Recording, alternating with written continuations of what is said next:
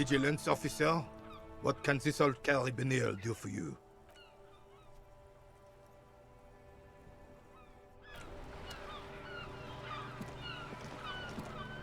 I have really outdone myself. This is divine. Yes, that's... René, hello, officer. How might I be of assistance on this fine day?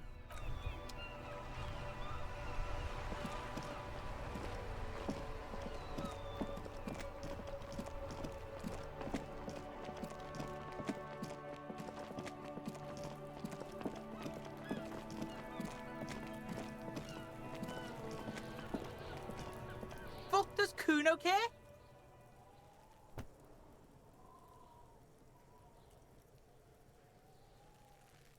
Kuno doesn't fuck.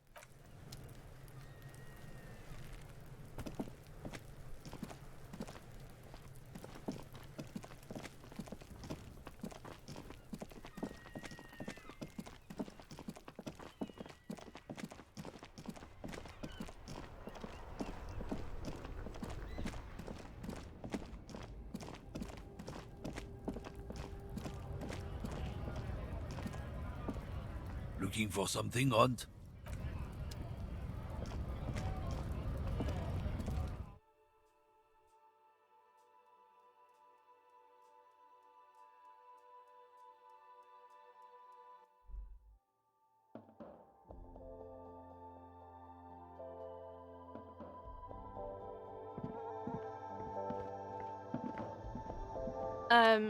Is this about the questions again?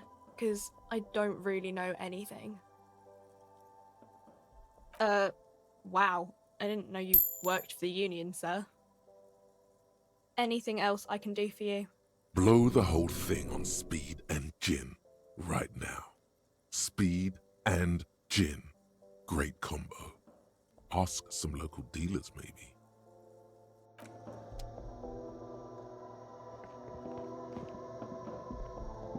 A small cabinet on the wall is filled with various medicine bottles. The tear machine stands in the corner. Your bottles clunk into the machine, and the money...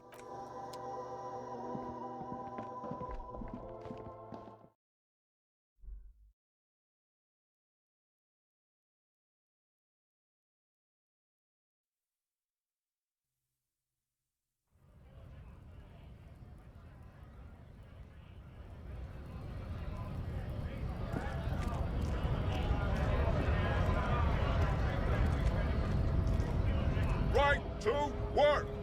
Right to work! Shame on you! Don't think so. Suddenly, this feels like a really, really bad idea. Wordless, he takes the photo and looks at it. Grey eyes dart back and forth on the glossy surface. His face is unmoving. You see dead flesh in colorful rivers of polychrome, melting skin and hair. Fucking loincloths. Really did him in. Yeah. He's clenching his teeth. There is silent pressure behind them. What it means. I can tell you what this one means. Only one. Our colonel is deep in the bush here. Deep in the fucking bush. In Benital, 41. Monsoon season. He's on a reconnaissance mission. He spent a month behind enemy lines, scouting kipped villages. Nothing but fucking bugs and snakes for fun. Men are getting restless. There's talk of switching employers. With some strange emotion, this is about to get really graphic. Last moment to back off. Our boy, he's only a captain then, but he knows how these men think. If they don't see action soon. At dawn, he comes upon two kips, breeding in the bushes by the river. Or maybe they weren't breeding. Maybe they were just making eyes at each other. I like to think they were breeding. We shot the boy. He was useless, but the girl, she was nice. A little fat, you know, but not too old. She was quite the entertainment. For the week she lasted, expired in the hands of Sarge Mason. The kind of guy who'd make Chief there shit his pants and cry like a bitch. God. Mason couldn't let go. Cut the tits off her cold body and fucking ate them. Said primitive spirits were watching over him now. Drowned in a creek a week later. Spirits my ass. Something stirs in your stomach. There's a word on the tip of your tongue. Colorless, odorless. It's... No. I was in the domain. In Jamrock. Being a bouncer. Fucking mask is getting sweaty. I want to take my mask off. But... He's under orders. And orders are orders. You bet it was. It's just... nature. This guy, he used to say evil is when nature and spirit meet in the wrong place. Go ahead. All right now. Free commerce! Keep the goods flowing! On the photo in your hands, the dead man's skin is studded with stars. Tens, hundreds of them, littering his dead skin. Free flow of commerce! Don't talk to him any longer. Just leave, please. Fucking bug. How about you fuck off now, huh? Okay, of course. There could be weapons aiming at us right now. Somewhere above, in the buildings. The other merc. Don't push this, he's thinking. This is not the time. The man's breathing steadies, but his eyes are still narrow. Slowly, he's trying to get his right-to-work dance back on. It's hard to do that when you want to beat a man into a pulp instead.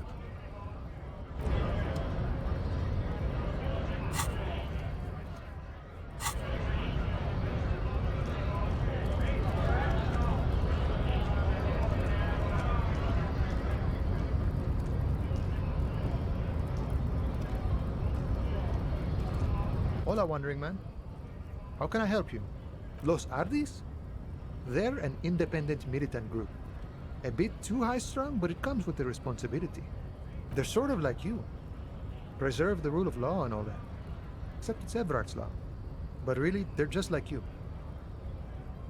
Is he actually comparing you, an officer of the law, to some neighborhood vigilantes? Why not? Must be nice being something else for a change. The rest of us are just folks.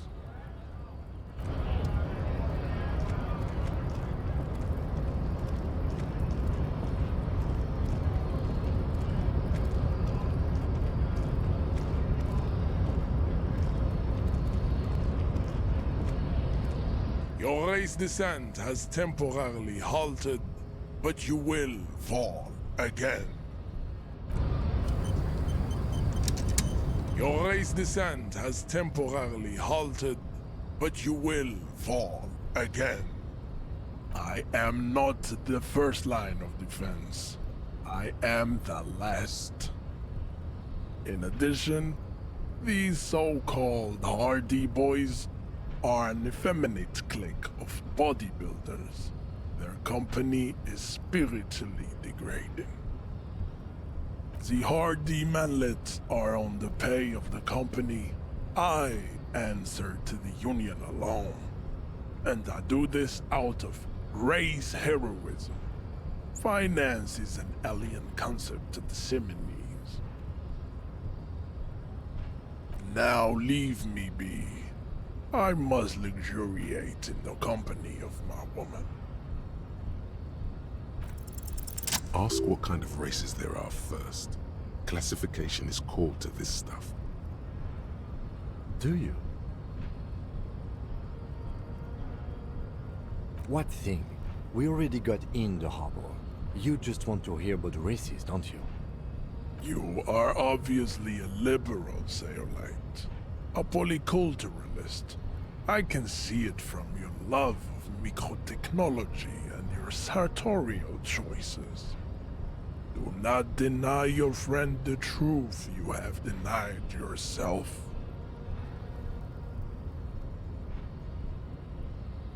There are 3 categories of race. Type A, the heroic races. Type B, the servile races. And the vile CF race cauldron of pederasty. Which one do you need education on?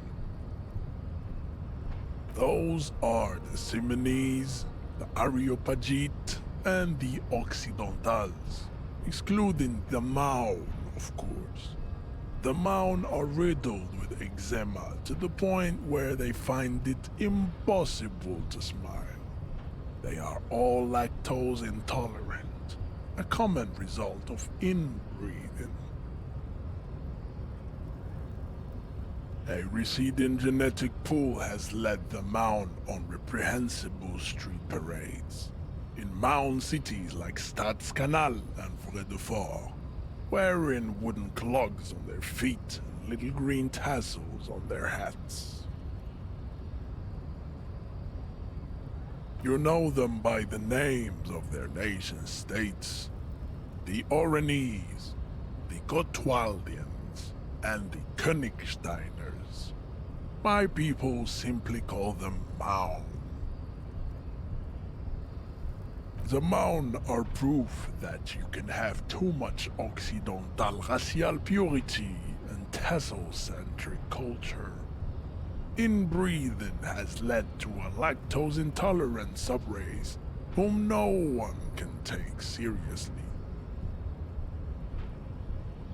The Vespertines and Messenians of Vesper and Messina, the ancient Meteorans of Meteo by the golden Pisantic Sea, the Suren of Sur-la-Clé, and even the North Königsteiners, all have type A race propensities. The other large Mondial civilization, the Mesk, are too yellow and oleaginous to count as a heroic race. True, they are violent and expansionist, but they have a glandular problem. Overproduction of sebum. Sebum is leaking into their brains, making them listen to El Mariachi music and eat toxic minced meat-based food, which in turn only produces more sebum. As proven by the Maun and the Mesk, Occidental type A is in retrograde. The Simonese and the Areopagite are on the ascent. The Areopagites are sleek, long-headed. The Simonese are powerful, mesomorphic. The former is an immutable progenitor, unchanged since the Super Isola of Pericarnassus. Ancient brains rest in their slender skulls. The latter is perfected and adapting. Together they form the Simeno-Areopagite or Simeopagite superrace. That is all. There are no more type A races in the world.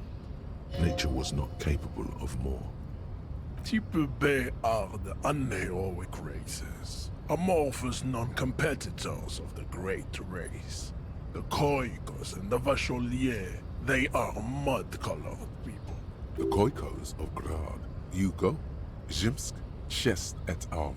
Are what you would call white, officer, in a suspect description.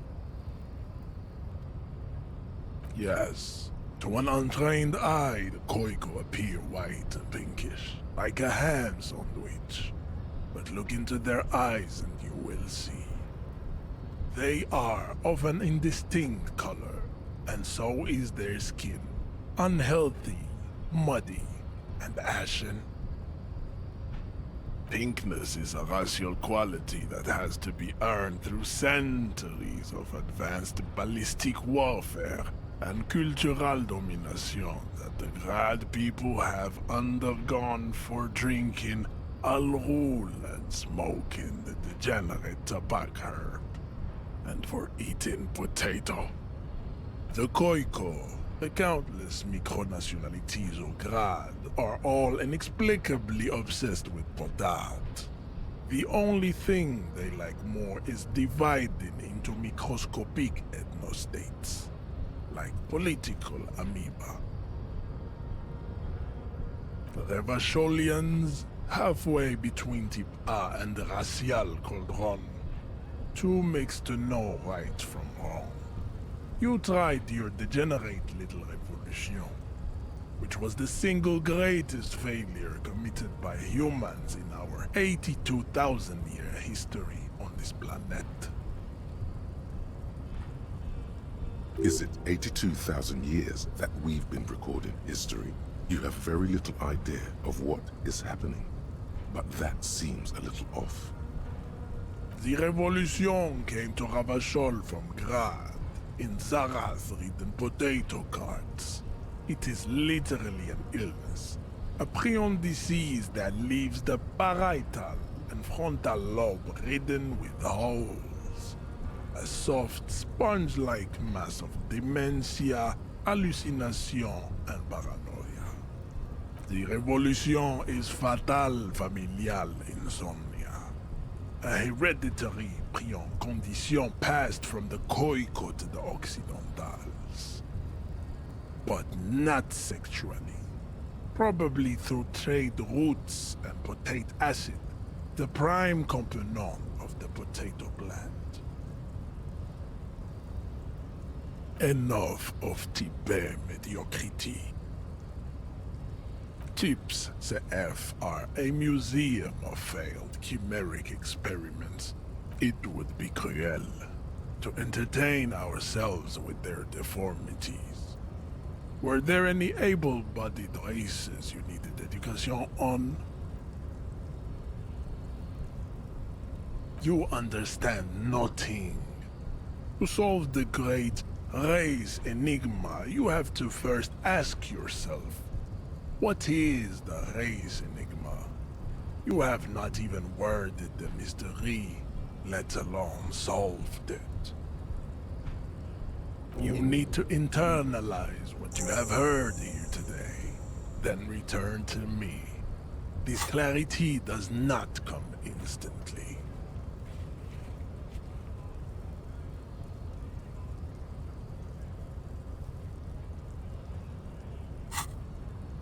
I cannot possibly imagine what else we have to discuss, Tibet Vacholian. Your love for disco music and venereal disease? Babe, see that they stay here the whole time.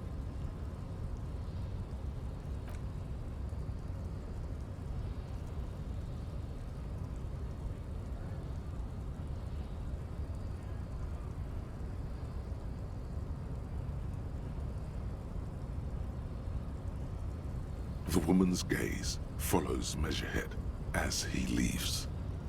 So, you guys are like cops or something? Look at him. His craniometric perfection. Are you cops or what?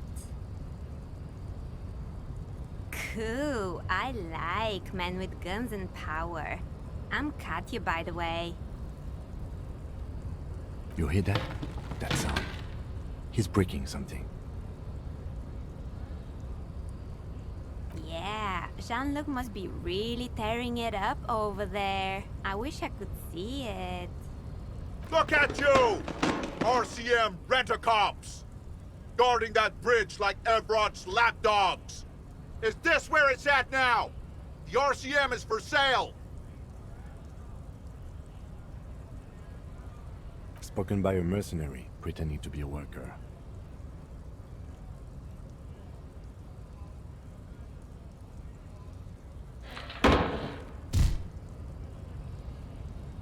A shrill laughter interrupts you, echoing across Martinez. It's Kuno.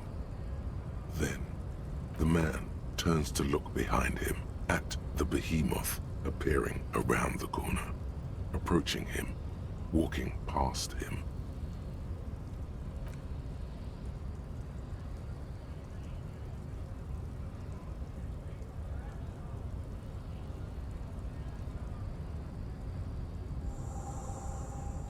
The corpse has been removed from the tree.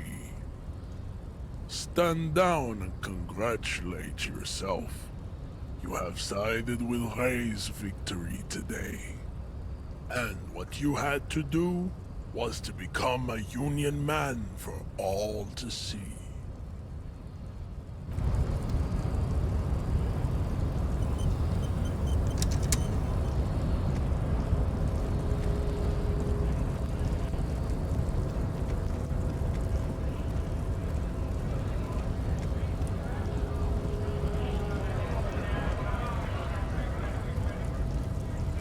Right to work!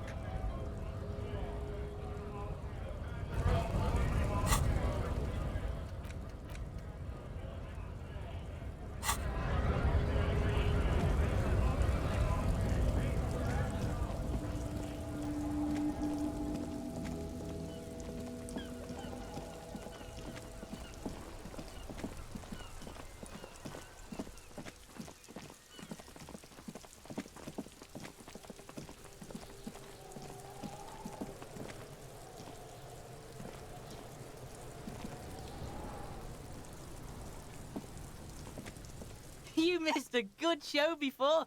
A kid came by and completely fucked the tree to pieces. He fucked the tree up! Fucked it good! It was porno! By the way, Kipt is a racial slur.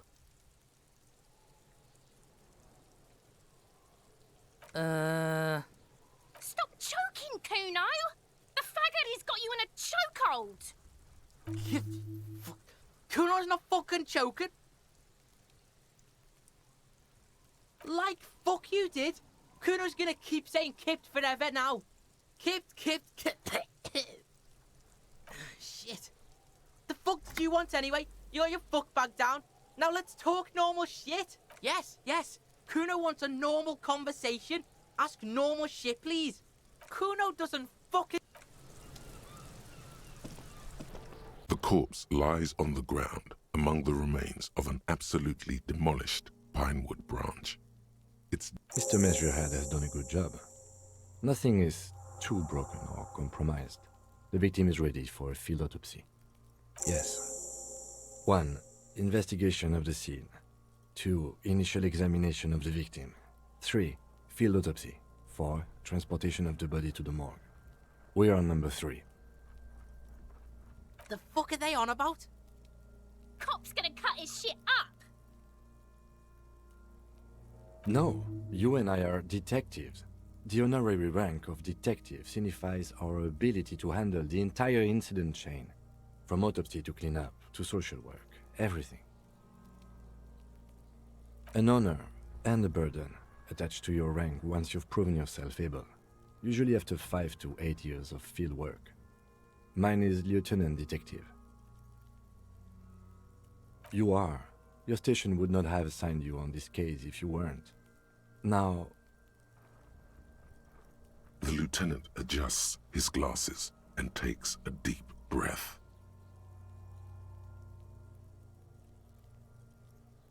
Come on, officer. You know what a field autopsy is. You've done 100 of them.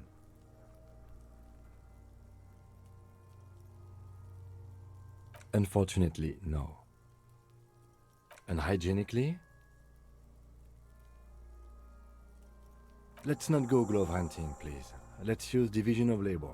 I perform the anatomical side, while you take notes. That's right.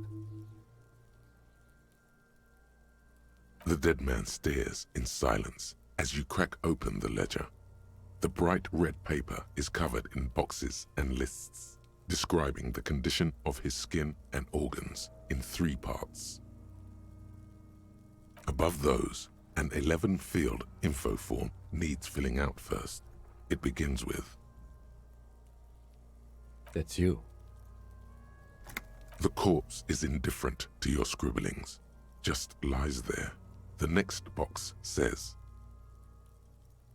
KK57-0803.0815. Next. We've heard the nom de guerre, Lely. It's better than nothing. Write it down. What's next? Date of birth? NA. Roughly 50. Try 40.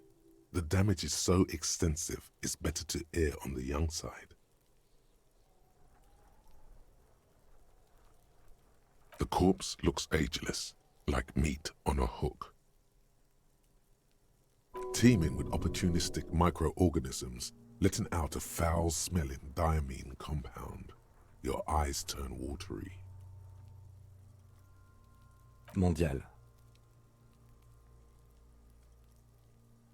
The pudgy mess of curdled meat looks neither mondial nor anything other. Fucky, fucky! Male. Pigs can have sex! Nor does he look male, with his pregnant belly and indistinguishable face. We're still going with March 4th, 51. What else? 9. Body identified by is non-applicable. 10. Case number is the same as the coroner's case. KK 57 0503 0815 listens motionless, with the cargo belt still around his neck. Only 1 box remains. None, at least not after the initial examination. Interfering with the body's position or wounds post-mortem. How did you not know that? Aren't you a cop? You're leaving a weak impression here. Say something sure-handed. A silent nod. The lieutenant places his gloved hand on the corpse's chest, as if in preparation. Your central nervous system recognizes this gesture. It's the stations of the breath. Ecclesiastic, religious in nature, a holdout from pre-DeLorean burial rites. It takes him 2 seconds to perform. Then, somewhere in Jamrock North, a small wood shed behind Rosencrantz Row, Lieutenant Nick Feuerbach puts his hand to the chest of a small corpse, no larger than a monkey. It's raining outside, light drizzle. There is darkness in the shed. Elsewhere yet, an obese female sits in a wicker chair, her silhouette bull-like against the window. Outside, Grand Coudon. The day is turning dim for Sergeant Mac Dawson. Hand extended, he approaches, to make sure she is dead more than anything else. The building is tall, 7 stories wind-wrapped in solitude. Most of the apartments are unoccupied. This was a suicide. The other, an accident. The small one.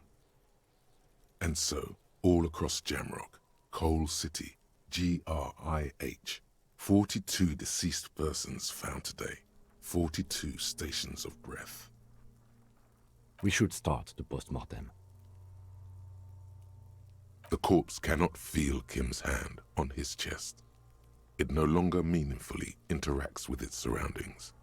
A thicket of boxes and lists on red copier paper tries to answer why. Clothes. The deceased wears armored boots and white briefs. The make of the briefs is Babrodine, I think. Let's see. See, it's happening. Babrodine, yes. Inexpensive. Size M. Color white. The disappointment is palpable. The red-haired thing was expecting something more lurid. The rest of the clothes have been removed post-mortem by scavengers in order to get to the victim's ceramic armor. Officers are in search of the missing pieces. Removal of the boots is left for processing. It would be clever of you to omit the boots altogether, sire. If you are to keep them for yourself, as you ought to, you have deserved them more than anyone else.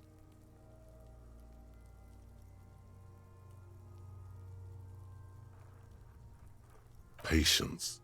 After the autopsy, before the body is taken away, there will be a window of opportunity. After the lieutenant has gone to sleep. I hope this has helped you, my liege. Tattoos. The upper torso is covered in a single, continuous tattoo, resembling a map of the night sky. It reaches from the right shoulder to the heart. The ink is blue and white. The assistant has a color photograph of the markings, to be added to the case files as document A1. The photo is taken on the scene, using a Trigat Mini. The deceased has a cargo lashing belt around his neck, tied with a hangman's knot. Color yellow. Length 3 meters. There is a buckle on the other end. Well-nourished, athletically built, measuring 1.8 meters. Generally consistent with age, about 50. Preservation is good. Ambient temperature, below freezing. The spine is bent more than the lieutenant compensated for. This buster's actual height is about 1.85. And no, you could not take him straight on. Of course, I undercompensated. Body hair is light brown. Distribution is consistent with age. The deceased had male pattern baldness. Hair is combed back, short. His hair feels wet, soaked with rain, cold to touch. Not that different from a living person after a swim. The stench is suffocating. Strands of dark brown hair start sticking to your hand, like thread off a ragdoll's head. More hair sticks to your hand. Hair off the rain-soaked head of a dead man. There are bumps and dips on the skull below. An alien landscape. There, dead man. You were someone's child. It's all over now. The lieutenant watches you in silence.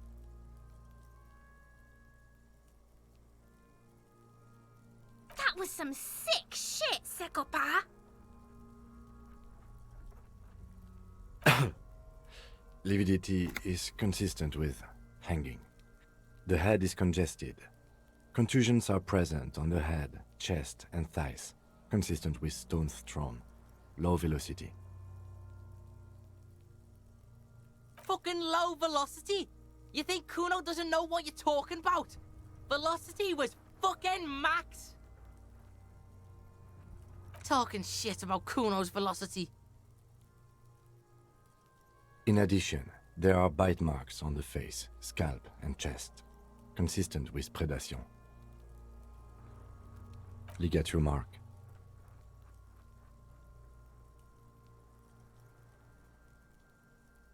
Steel wiring. There's too much of it. We need to remove the belt so we can get to the ligature mark.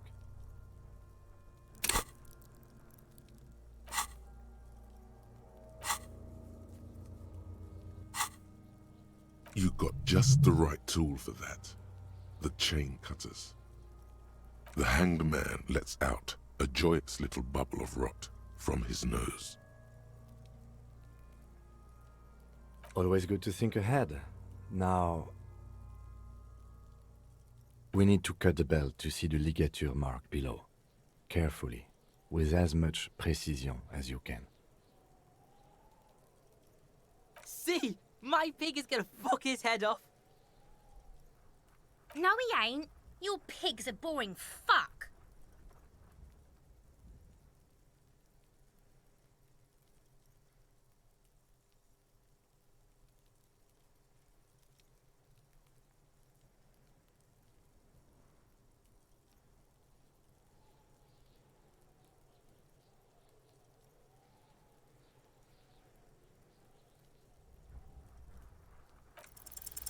You jam the cutters right under the knot. That seems like a smart idea. Yeah, somewhere there. Already they're buried deep in the man's flesh.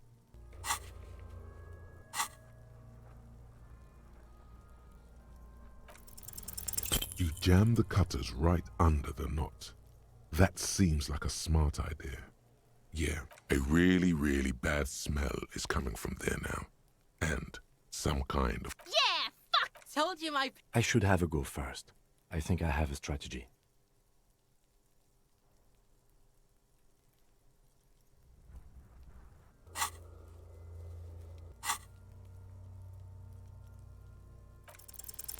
After some deliberation, you sink the cutters into the knot tying the belt together.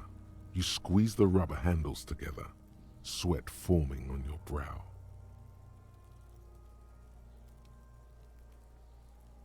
Snap! The knot is slashed. Another cut and the belt falls apart like a flower bouquet, revealing the dead man's neck and the dark red ligature mark around it. The rope rises to a point, leaving a gap in the ligature mark. The suspension point is in the back of the neck. As it ought to. This is where its grip on the curdled meat is gentlest, pulling up. Hemorrhaging is observed on the skin, above and below the ligature mark. The mark is well pronounced, consistent with a drop from 1 or 1.5 meters. Chest is intact, normal contour, abdomen is protuberant, pelvis intact, genitalia...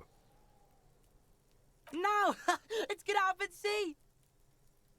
I fucking knew it! This is clearly what they've been waiting for, ever since the autopsy began. The lieutenant is trying to make it as boring as possible. Genitalia is male and unremarkable. No evidence of injury. The dead man's penis is average-sized, congested from the downward collection of blood. The testicles are uneven in length, hanging underneath. The genitalia is greenish. Marbling is present around the crotch. You should touch it. Doesn't feel like anything, just cold flesh under your finger, unremarkable and unalive. My pig's so fucking ill right now. Oh, your pig's pretty sick, I gotta say. Back is symmetrical and intact. Upper and lower extremities are intact, but asymmetrical. There are all combat injuries on the right hand, thigh, and hip. Bullets have bitten little pieces out of him. It must have been excruciating, especially the hip. Before you is a temple of pain that knew little tenderness in life. In addition, I see smaller, residual scars, too numerous to count, covering about 30% of his skin. From wounds sustained over 2, maybe more decades, dispersal and accumulation indicates long and active combat duty. Last item, hands.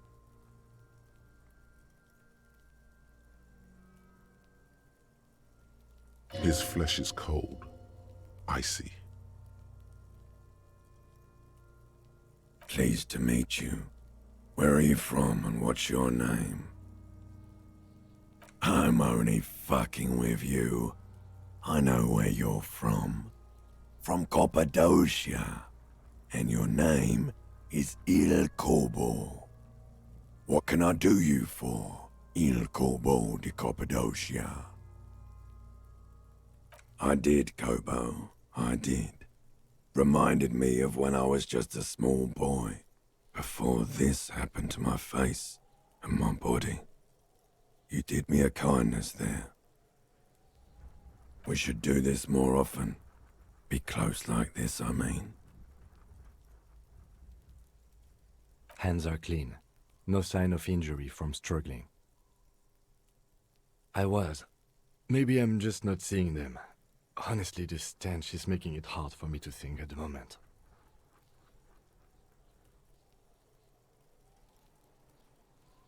Ooh. That's all for the external. Well done. What next? Central nervous system. I have nothing. Do you have anything on this man's central nervous system? You don't even have a joke. Musculoskeletal. Purge fluid is coming from the mouth. Not injury related. Eyes and tongue protuberant. Hyoid bone. Let's see. With his eyes almost closed, the lieutenant puts his hand on the dead man's throat and begins to massage it, gently. A rotting smell erupts from the mouth. Purge fluid runs down his lips, black and viscous. Yeah, jack that fucker off! The hyoid bone is fractured. The rest of the musculoskeletal system is intact. Unremarkable. Respiratory system. He's really doing it. The dead man's teeth cut into his gloved hands. Oral cavity shows no lesions. The victim has received dental implants, possibly after a combat wound. Mouth swollen, hemorrhaging present in mucosa of the lips and mouth. No scream, no sigh of relief rises from the darkness inside. It's humid there. Sickly sweet air, unlike anything living. You feel like you're about to throw up again, straight in that mouth of his. No, you don't. You can keep it in. You can keep anything in. You manage to suppress the contractions trying to enter your stomach. All it takes is concentration. Through it, you see nothing but darkness. More meat and darkness. There are ancient mysteries down there, Kobo. Ask me later. Hemorrhaging present in mucus. Hepatobiliary, NA. Are you a hepatobiliary expert? Neither am I. That's it. Same for toxicology and serology, NA. Unless you have untapped reservoirs of knowledge there? Like a toxicology screening? At this stage, I doubt processing will find anything, even if he was brimming with cocaine. But still, you should add a request. Brimming with cocaine. Cardiovascular. The body exhibits lividity in the lower extremities, feet, hands, and neck, visually consistent with the hanging. Gastrointestinal. Digested semi-solid food in stomach. Voila. What's next on the list? Let's see. We have bite marks, contusions on the head and chest, and a ligature mark encircling the neck. You'll need 3 fields. Leave a 4th one too. Head, chest, and scalp bite mark injuries. Predation by birds has caused damage to the body. Odontologist does not need to be consulted. And your opinion, officer?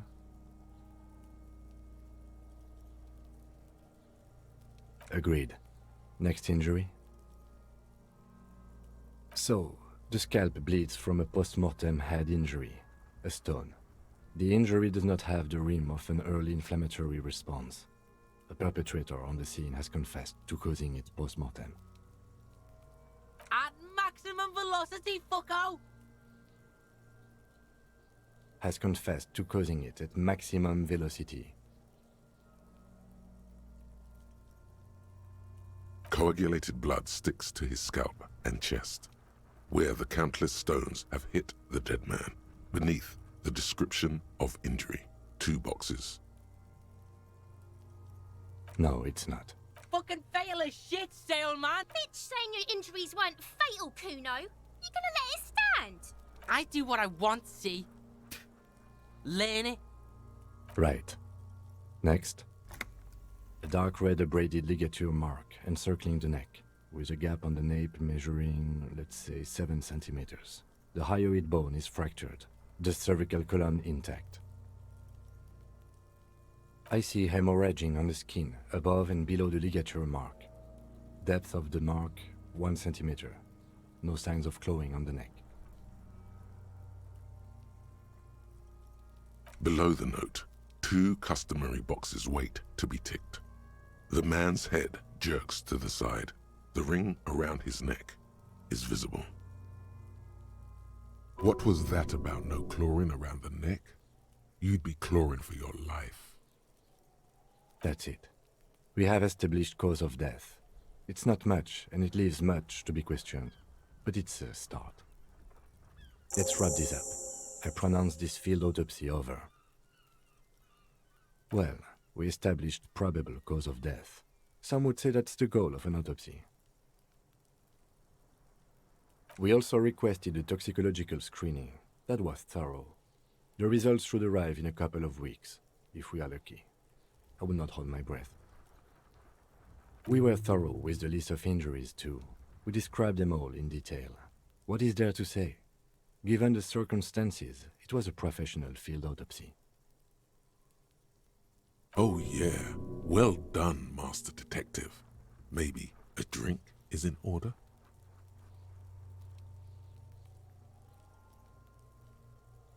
Now, you see, that worries me. You will die if you drink. You know that, don't you?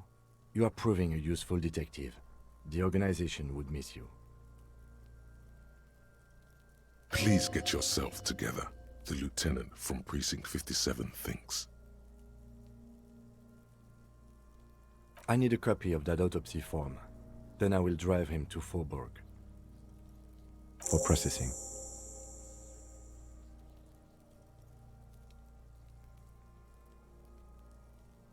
He's thinking, did I miss something?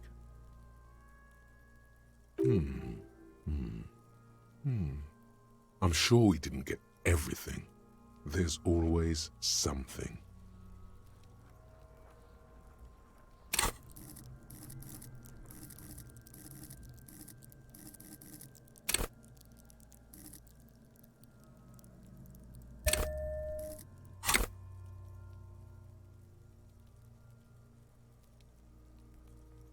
Shoot, Looney Rooney. Oh yes, Kobo mi Lobo. In the gift horse's mouth. Tracts and wakes and waterways. Ancient materials buried.